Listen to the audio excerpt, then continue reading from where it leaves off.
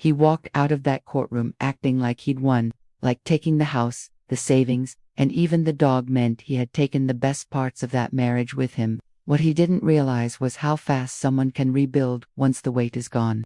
People love to assume the one who walks away with the most stuff walks away stronger, but that's not always how life plays out. And if you think this is just another messy divorce story, stay with this for a moment, because the part no one expects is what came next when he thought he had broken her for good. Before you jump to conclusions about who was right or wrong, hear how one quiet decision ended up turning everything around in a way he never saw coming. He had always seemed like the kind of man who could blend into the background of his own life, not because he lacked personality, but because he never felt the need to make himself the center of anything. People who knew him well would say he moved through the world with a calm that felt almost unusual, like someone who wasn't trying to impress anyone or fight for space, which made the chaos that followed his divorce feel even more jarring to those who had watched him quietly build a life he thought would last. His name was Marcus, a man in his late 30s who worked in community planning for the city, the kind of job that didn't draw attention but gave him a quiet sense of purpose. He wasn't flashy, didn't chase trends, and never tried to outshine anyone, and maybe that was part of what his ex-wife, Elena, had once found appealing about him back when things between them were simple and full of potential, instead of resentment and small, sharp disappointments.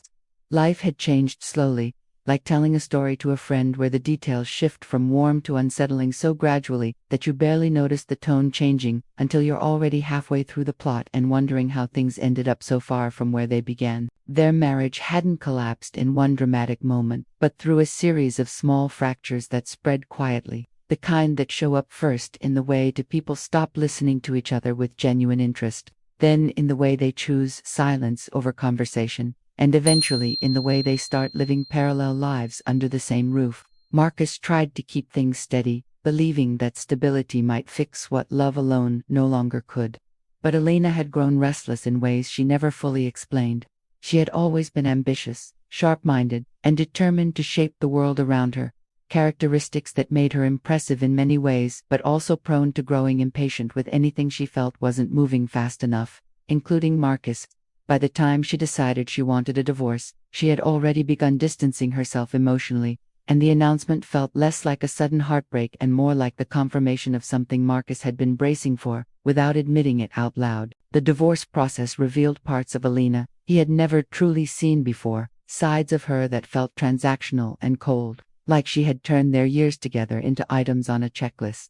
She pushed for the house, the car, savings, and even small things that held sentimental value only to him, not because she needed them but because winning seemed more important than fairness. Friends told him to fight, to argue, to demand more, but Marcus didn't see the point of dragging things into a deeper conflict when the relationship was already exhausted. He let her take what she wanted, not out of weakness but because he didn't want to spend the next year in court battling over things that didn't carry the emotional weight they once had. So he walked away with less than most people would tolerate, carrying only the essentials and a few personal items that mattered to him, like the worn leather notebook where he kept sketches for community projects and a box of photos he never opened, but couldn't bring himself to throw out. While everyone around him expected him to fall apart after losing so much, Marcus reacted in a way that caught people off guard.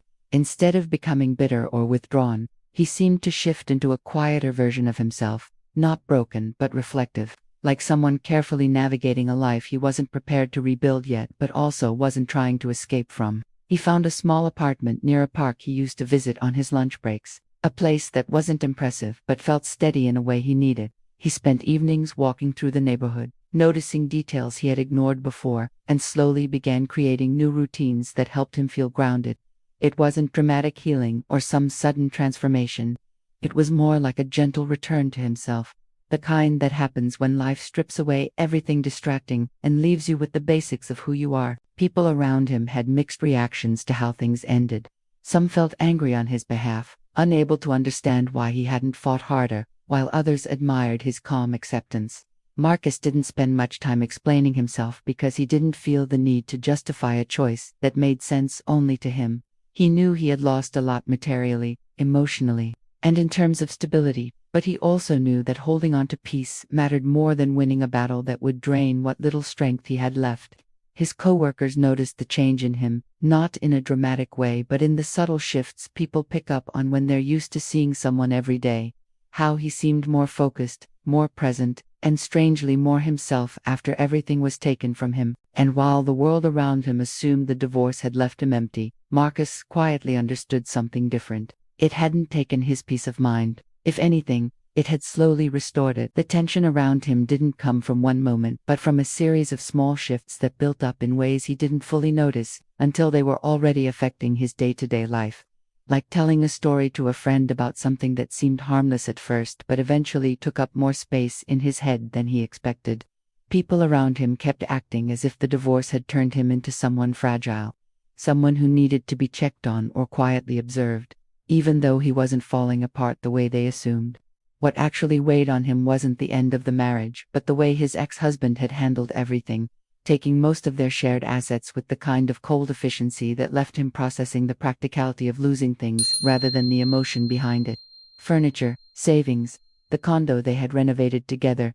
His ex made sure the legal lines were drawn in his favor, and he didn't fight it as hard as people expected because he realized halfway through the process that clinging to objects felt pointless when the relationship itself had been dragging him down for years.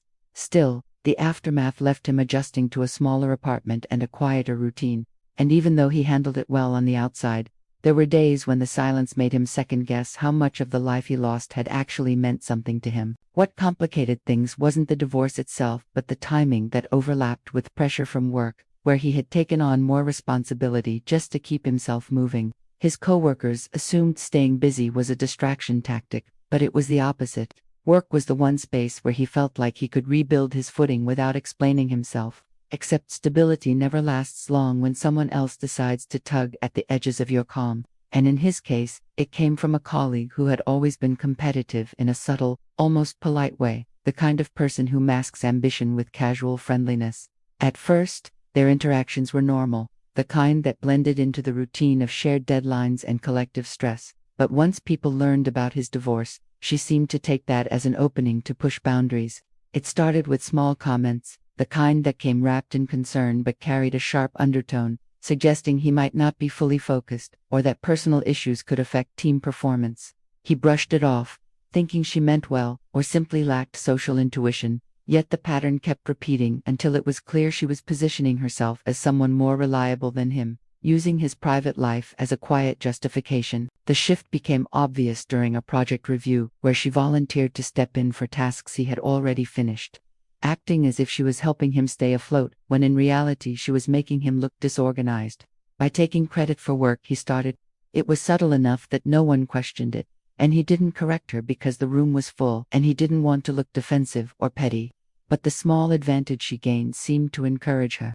Over the next few weeks, she became bolder, inserting herself into emails, offering updates that minimized his contributions, and creating a narrative that made her seem like the steady hand and him like the one drifting after a major life change. It bothered him, not because he felt threatened, but because it chipped away at the space where he felt the most stable.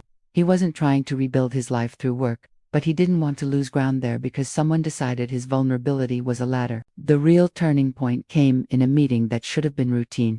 He had spent days preparing a detailed breakdown for the next phase of their project, making sure every part was clear, consistent, and ready to present. When he opened the shared file during the meeting, however, half the information had been rearranged or deleted. It looked incomplete, messy, almost careless. His coworker reacted first, leaning in with a concerned expression that came across performative to anyone paying close attention.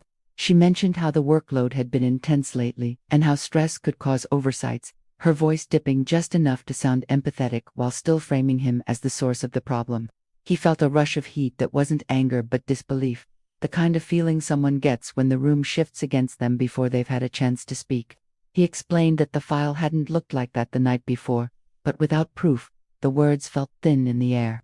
The room stayed polite, yet he could tell people were recalibrating, quietly adjusting the way they viewed him. When the meeting ended, he walked out with the kind of heaviness that doesn't explode but settles, the type that makes someone reassess what they've been ignoring for too long. He knew the file hadn't changed by accident, and it didn't take much to figure out who had access and who had a motive. But instead of spiraling or confronting her, He spent the next few days watching more carefully. He noticed how she inserted herself into conversations with supervisors, how she over-explained her contributions just enough to seem polished, and how she always positioned herself as someone stepping in to prevent mistakes she subtly hinted might come from him. It was a pattern that became impossible to ignore once he finally allowed himself to see it clearly. The climax didn't arrive in the form of shouting or a dramatic reveal. It came when he overheard her talking to another colleague, her tone calm and confident as she suggested the team might benefit from redistributing responsibilities so nothing slipped through the cracks during what she called his ongoing adjustment period. The words landed heavier than anything else because they wrapped his personal life into a narrative that made him look incapable, and she did it in a way that sounded helpful rather than conniving. That was the moment he realized she wasn't just being competitive, she had found a way to use his divorce as leverage, and she wasn't planning to stop. The frustration he felt wasn't loud or chaotic. It was steady, the kind that builds when someone reaches a line you didn't think they'd cross. And in that quiet, steady place, he understood it wasn't about fighting back out of pride. It was about making sure he didn't let someone reshape his story while he was still living it. When everything finally reached its breaking point, the shift didn't come from some dramatic confrontation or a burst of anger, but more from a quiet certainty that settled in after months of watching things go downhill. Anyone looking from the outside would have assumed she was the one in control, especially after the way she had handled the meetings, the subtle digs, and the performance she maintained in front of management.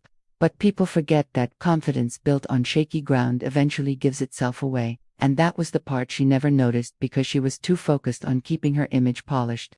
He didn't move with the intention of revenge. It was more like someone deciding to stop carrying weight that never belonged to them in the first place. He started paying closer attention not to catch her doing something wrong, but to understand how she operated, like someone trying to make sense of a pattern that had been hiding in plain sight. He noticed how she only became bold when she felt protected, how she relied on timing more than skill, and how most of her influence came not from actual work but from how well she controlled the narrative around her. Once he saw it clearly, the path forward felt less like a plan, and more like the next logical step, after months of keeping his head down. So, instead of trying to match her moves, he chose a quieter approach that fit his personality better.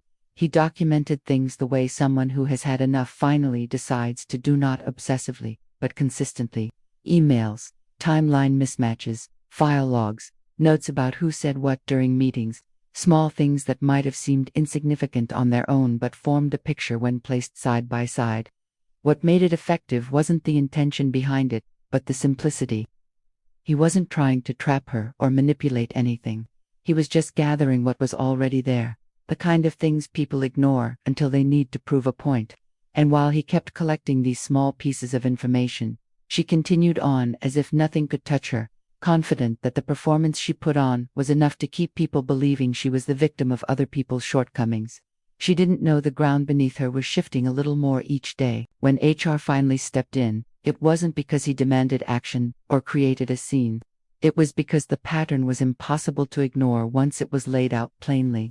He walked into the meeting with the same calm he'd been holding on to since the beginning, explaining everything like telling a story to a friend, straightforward, clear, without exaggeration or bitterness. The evidence spoke the way he never needed to, and the reaction from HR wasn't dramatic either.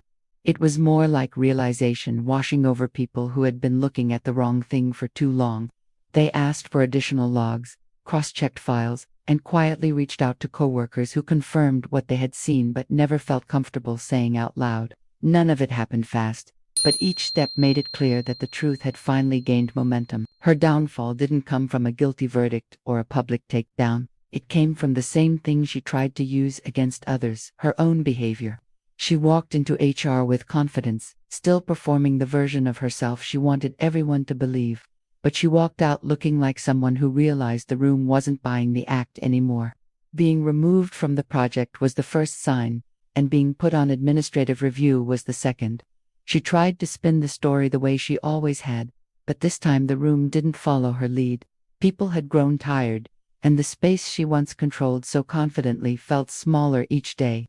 When the final decision came, termination, due to repeated misconduct, it didn't spark gossip or celebration. It was quiet, almost anticlimactic, but fair in a way that felt overdue. He didn't take pride in what happened. Relief was the closest thing he felt, the kind that settles in after months of tension you didn't realize had built up so heavily. His work life shifted into something steadier, lighter, more predictable. Management didn't give him a dramatic apology or make big promises, but they acknowledged their oversight and offered him the responsibility he had earned long before things fell apart. And he accepted it, not because he cared about titles, but because it felt like the right step forward after everything that had happened. There was something grounding about returning to work without the constant pressure of someone waiting to undermine every move he made. Looking back, he never framed what happened as revenge. He understood that the real shift didn't come from exposing her, but from choosing not to let her shape his life, reputation, or peace of mind. Her downfall was the natural result of behavior she refused to change, not the product of some elaborate plan. And as the weeks passed, he found himself reflecting more on how easily people can lose themselves when they chase validation without doing the work that earns it. It made him more conscious of the way he carried himself, more aware of how fragile professional spaces can be when people value image over honesty. He also realized that not every fight needed a loud victory. Sometimes the quiet ones where the truth simply stands on its own the deepest impact. And while everyone else eventually moved on, he carried a small lesson with him, not in a bitter or heavy way, but in the way people grow after being pushed too far. Protect your name, trust your work, and don't let someone else write your story, especially when they were never part of it to begin with.